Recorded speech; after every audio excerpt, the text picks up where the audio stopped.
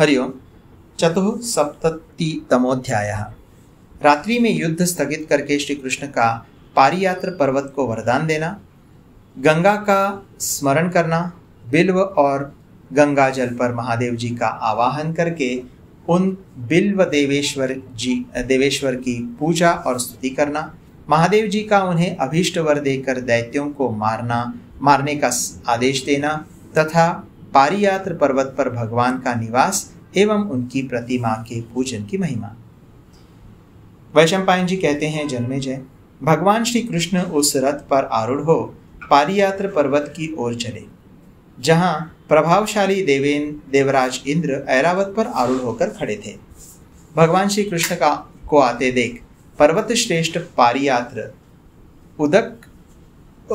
पारियात्र उड़द के ढेर या सन के बीज की राशि के समान शिथिल होकर धरती में समा गया। भगवान वासुदेव की प्रसन्नता के लिए ही उसने ऐसा किया था, क्योंकि वह महात्मा श्री कृष्ण के प्रभाव को जानता था। नरेश्वर, उस पर्वत के इस व्यवहार से इंद्रियों के स्वामी श्री कृष्ण को बड़ी प्रसन्नता हुई। कुरुनंदन, तदनंतर युद्ध के लिए जाते हुए श्री कृष्ण के पीछे पीछे पारिजात सहित गरुड़ भी गए।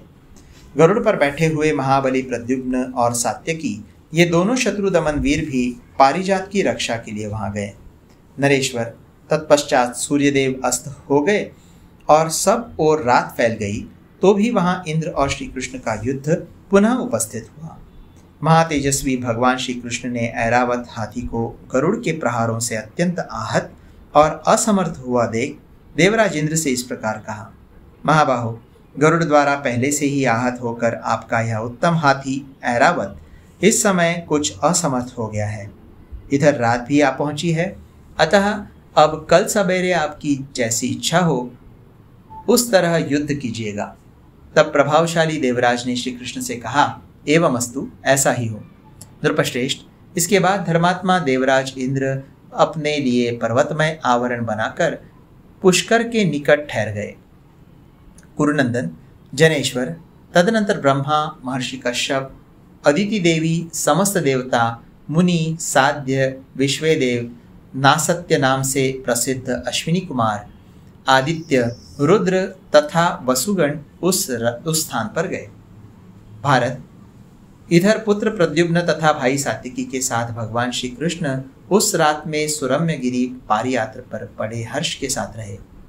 नरेश्वर, वो पर्वत भगवान के प्रति भक्ति भाव से नम्र हो, जो शाण मतलब उड़द या सन के बीज की राशि के बराबर हो गया था, इससे उस पर्वत पर प्रसन्न हो महातेजस्वी श्री कृष्ण ने उस पर्वत को यह वर दिया, महागिरे, तुम शाणपाद के नाम से विख्यात होगे।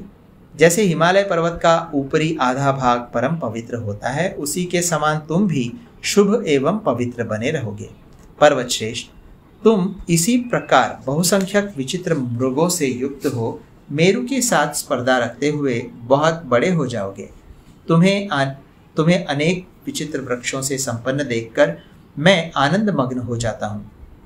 इस प्रकार उस पर्वत को वर देकर भगवान श्री कृष्ण ने महादेव जी को नमस्कार करके सरिताओं में श्रेष्ठ गंगा जी का चिंतन किया। भारत, श्री कृष्ण के स्मरण करने पर विष्णुपदी गंगा वहां आ गई। अधोक्षज श्री कृष्ण ने उनकी पूजा करके उनके जल से स्नान किया।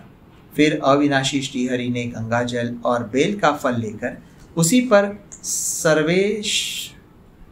सर्वेश्वरेश्वर रुद्रदेव का आवाहन किया। तब पार्वती सहित भगवान महादेव प्रमथ गणों के साथ वहां आए और गंगा जल तथा बेल के ऊपर खड़े हो गए। तब श्री कृष्ण ने उनका पारिजात के फूलों द्वारा पूजन किया और सबके कर्ता ईश्वरेश्वर भगवान शिव का वाणी द्वारा स्तवन किया। श्री कृष्ण बोले, देव, आप ही रोदन मतलब रोना, रावण मतलब रुलाना, अतिशय रव तथा जन्म मरण रूप संसार का द्रावण मतलब निवारण करने के कारण रुद्र कहे गए हैं। आप सब देवताओं से बढ़कर हैं। ईश, मैं आपके भक्तों का भक्त तथा स्नेहियों का स्नेही हूँ। आप मुझे विजय कीर्ति का भाग बनाइए। मैं आज आप शरणागत वत्सल प्रभु की शरण लेता हूँ। देवदेव, आप ही ग्रामीण और वन्य पशुओं मतलब जीवों के पति या पालक हैं, इसीलिए आप भगवान पशुपति के रूप में विख्यात हैं। यह सारा जगत आपका ही कर्म है, आपसे बढ़कर दूसरा कोई नहीं है। आप ही जगदीश्वर तथा देववीरों के शत्रुओं का हनन करने वाले हैं। आप बड़े बड़े ईश्वर कोटि के पुरुषों के भी ईश्वर हैं। आप ही आदि पुरुष, प्रीतिदाता तथा प्राणदाता हैं। इसीलिए संपूर्ण शास्त्रों के अर्थ तत्व को जानने वाले विद्वान साधु पुरुष आपको ही ईश्वर तथा ईश कहते हैं। अत्यंत धीर अक्षरेश्वर, इस पे टिप्पणी है। अत्यंत अर्थात मृत्यु को लांघने वाले, बुद्धि के प्रेरक, अक्षरों मतलब अविनाशी जीवों के ईश्वर। अत्यंत धीर अक्षरेश्वर, अतः आप अव्यक्त अविनाशी परमेश्वर से ही जगत उत्पन्न हुआ है। अतः विद्वान पुरुष आपको भव कहते हैं। वास्तव में तो आप भूत मतलब नित्य सिद्ध हैं। महान सर्वेश्वरों के लिए भी अत्यंत उदार हैं। फिर दीन दुखियों के लिए तो बात ही क्या है।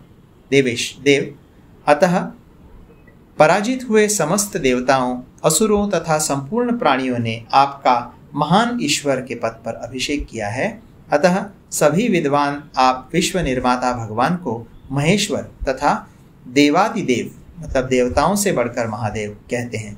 अमेय बल पराक्रम से संपन्न वरदायक महेश्वर, अतः सदा कल्याण प्राप्ति की इच्छा रखने वाले देवता, आप पूजनीय परमेश्वर की नित्य पूजा करते हैं। अतः आप भगवान देवदेव, देवताओं के भी देवता के रूप में विख्यात हैं। सत्पुरुषों के इष्ट देव आप ही हैं। आप समस्त भूतों को अपने भीतर ही उत्पन्न करने वाले हैं।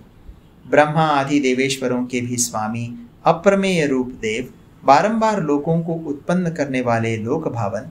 अतः आप भूलोक, भूवरलोक और स्वर्गलोक, इन तीनों लोकों की भूमियों के आश्रय हैं। अतः आपका प्रथम मतलब प्रमुख नाम त्र्यंबक, त्रिलोकी के आश्रय हैं।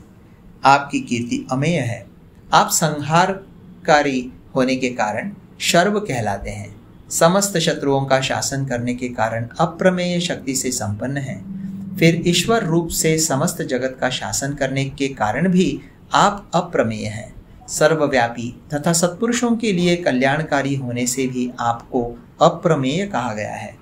श्री मतलब लक्ष्मी की प्राप्ति करने वाले परमेश्वर, आप संपूर्ण शब्दों के भी ईश्वर हैं, अर्थात समस्त शब्दों द्वारा आपका ही प्रतिपादन होता है। आपका उत्तम तेज सूर्य से भी बढ़कर है। आप भक्तजनों को जो सदा सुख और शांति प्रदान करते हैं तथा शत्रुभाव रखने वाले समस्त असुरों को जो दंड देते हैं, उसके कारण आप अप्रमेय शक्ति से संपन्न कल्याणकारी देवता शंकर कहे जाते हैं। धर्मज्ञ संत आपको सर्वनाथ मतलब सबके स्वामी या संरक्षक कहते हैं। अत्यंत पराक्रमी ईशान, पूर्व काल में देवराज इंद्र ने आपके कंठ में जो वज्र से प्रहार किया था और उससे जो वहां नील चिन्ह बन गया था, उसके कारण आप नीलकंठ नाम से विख्यात हुए। आप समर्थ होते हुए भी दयावश ऐसे अपराध सह लेते हैं। उमा सहित महेश्वर, अतः संसार में सब कुछ लिंग और भग के चिन्ह से ही अंकित है। अतः यह समस्त चराचर जगत आप दोनों का ही स्वरूप है। तत्वज्ञ ब्राह्मण आपको गुणवान और ध्येय स्वरूपा लोक जननी अंबिका को त्रिगुण रूपा कहते हैं। वे अंबिका ही वेदों में अजा मतलब माया नाम से वर्णित है। वे ही महत तत्व की जननी है। आप यज्ञ की दीक्षा लेने वाले यजमानों के द्रव्य यज्ञ तथा योगियों के योग यज्ञ हैं। लौकिक रूप से ऊपर उठे हुए दिव्य चिन्मय विग्रहधारी हैं।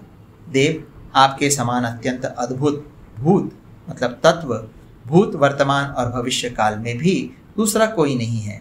देवदेव, मैं ब्रह्मा, कपिल, शेषनाग और आंतरिक शत्रुओं पर विजय पाने के कारण अत्यंत वीर सनक आदि सभी ब्रह्मपुत्र, ये सब के सब आपसे ही उत्पन्न हुए हैं। इस प्रकार आप सबके ईश्वर और कारण रूप होने के कारण स्तुति के योग्य हैं। इस प्रकार श्री कृष्ण ने जब स्तुति की, तब भगवान वृषभध्वज शिव ने अपना दाहिना हाथ फैलाकर भगवान नारायण देव से इस प्रकार कहा, सुरश्रेष्ठ, तुम्हें अभीष्ट मनोरथों की प्राप्ति होगी। तुम पारिजात को अवश्य ले जाओगे। इसके लिए तुम्हारे मन में व्यथा नहीं होनी चाहिए। प्रभु श्री कृष्ण, जैसे मैनाक का आश्रय लेकर तुमने तप किया, उसी तरह मेरी ओर से तुम्हें वर भी मिला। उस वर को याद करके तुम स्थिरता मतलब धैर्य धारण करो। मैंने जो तुमसे कहा था कि तुम अवध्य, अजेय तथा मुझसे भी बढ़कर शूरवीर हो जाओगे, वो बात उसी रूप में सत्य होगी। उससे कोई अन्यथा नहीं कर सकता। धर्मज्ञ अमर श्रेष्ठ विष्णु, जो भक्तिभाव से तुम्हारे द्वारा की हुई इस स्तुति के द्वारा मेरा स्तवन करेगा, वह समरभूमि में विजय तथा उत्तम सम्मान पाकर धर्म का भागी होगा। अनघ देवेश्वर देव, तुमने जो मेरी यहाँ स्थापना की है, उसके अनुसार मैं बिल्वोदकेश्वर नाम से विख्यात होऊंगा। यहाँ की हुई याचना मेरे द्वारा अवश्य सफल होगी। केशव जनार्दन, जो विद्वान पुरुष यहाँ उपवास पूर्वक रहकर मुझ में भक्तिभाव रखते हुए 3 रात उपवास करेगा, वो मनोवांछित लोकों में जाएगा। इस प्रदेश में अविंध्या नाम से प्रसिद्ध गंगा प्रवाहित होगी। उसमें गंगा संबंधी मंत्रोच्चारण पूर्वक किया हुआ स्नान साक्षात गंगा स्नान के समान फलदायक होगा। जनार्दन, जहाँ धरती के भीतर दानवों का षटपुर नामक नगर है, जहाँ पराक्रम पूर्वक महाबली दानव निवास करते हैं। देव, ये दुरात्मा दैत्य जगत के लिए कंटक रूप हैं। गोविंद, ये इस समय महापर्वत के शिखर पर छिपे रहते हैं। अनघ, ब्रह्मा जी के दिए हुए वर के प्रभाव से ये दैत्य देवों के लिए अवध्य हैं। अतः केशव, तुम मानव शरीर की आड़ लेकर इन सब दैत्यों को मार डालो।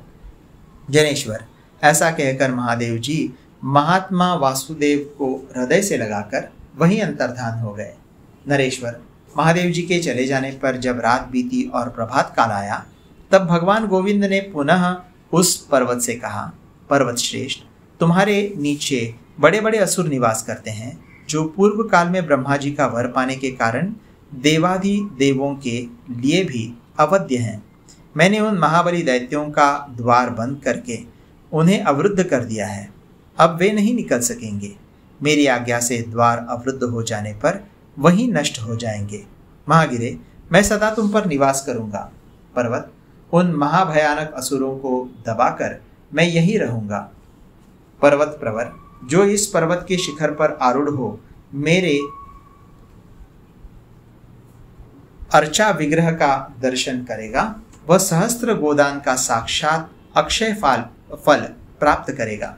जो लोग तुम्हारे प्रस्तरों से मेरी प्रतिमा बनवाकर प्रतिदिन भक्तिपूर्वक उसकी सेवा करेंगे, वे मेरी गति को प्राप्त होंगे। इस प्रकार वरदायक श्री कृष्ण ने उस पर्वत पर अनुग्रह किया और तभी से देवेश्वर अच्युत वहां निवास करने लगे। तात कुरुनंदन, शुद्ध अंतःकरण वाले पुरुष विष्णु लोक की इच्छा रखते हुए पारियात्र के पत्थरों से भगवान की प्रतिमा बनवाकर सदा उसकी सेवा करते हैं। इस प्रकार श्री महाभारत के खिलभाग हरिवंश के अंतर्गत विष्णु पर्व में पारिजात हरण के प्रसंग में श्री कृष्ण कृत शिवस्तुति विषयक 74वां अध्याय पूरा हुआ।